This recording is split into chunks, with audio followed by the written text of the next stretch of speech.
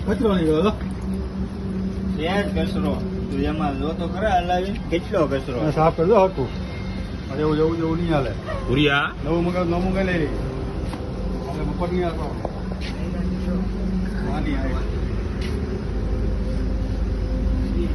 પૂરા social media વાળા છે બાટલાઈન આ નાયરાનો પંપ છે બોલ એમાં ચાલુ કરો બોલવાનું ચાલુ કરો નાયરાનો પંપ છે